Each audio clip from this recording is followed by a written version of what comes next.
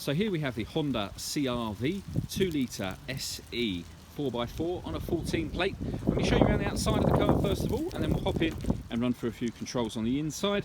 But as you'll see from the outside, it's got alloy wheels and 5 doors. Let's start off inside the boot and then work our way around the rest of the car from there. As we approach the back of the car, you'll see we've got reversing sensors. This car's also got reversing camera, which I'll show you when we're inside the car.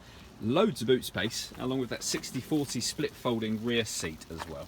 Way back round to the front of the car now, and then I'll hop in and run through some controls on the inside.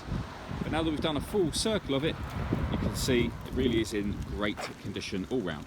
Just briefly before I climb in, I think it's well worth seeing the interior from this exterior point of view. As you can see, the seats are in great condition. You have the proper CR-V official mats as well. There's plenty to run through on the dashboard, so let's hop in and we'll do that now. Okay, so we're going to start with the dials. We'll start from the left hand side. We've got the rev counter.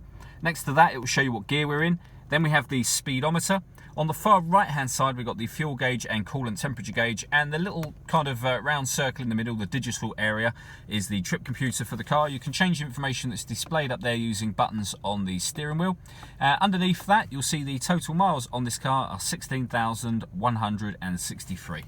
If we back out to the steering wheel, the buttons I was using a moment ago are these ones underneath the right hand side of the steering wheel. On the left hand side, we've got the ability to answer and end phone calls, as well as having voice activation for the phone. So push that button, ask it to dial anyone in your contacts list, and it will do that for you. We then have cruise control and the stereo controls on the left hand side. The main stereo unit is over in the center here. And the screen for it is directly in front of that. So you'll see this car's got DAB digital radio. It has AM and FM radio as well. And in terms of other ways of listening to music, on the main stereo unit, which I'll show you in a second, you've got a button that says CD auxiliary. Pushing that will bring up the other ways of listening to music. So this car's got a CD player, clearly. Every push of this button will show you something new. So CD player, it's got USB input, auxiliary input, and it has Bluetooth audio as well. So once that phone is paired, not only can you make and receive phone calls, but you can also stream music wirelessly via Bluetooth. All of that is controlled, as I say, off of this stereo unit just here. You can see the CD player at the top of that. The radio controls are just here, and that button will take you through the other various music options you saw a moment ago, with the volume being adjusted with that dial there. Beneath that, we've got dual zone climate control.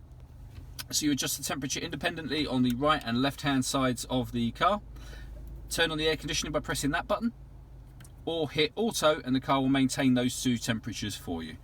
You then have the fully automatic gearbox just there, a 12 volt power socket, a couple of cup holders with a nice sort of closable lid, and then inside the central armrest we've got a second 12 volt charging socket, the USB input and the auxiliary input.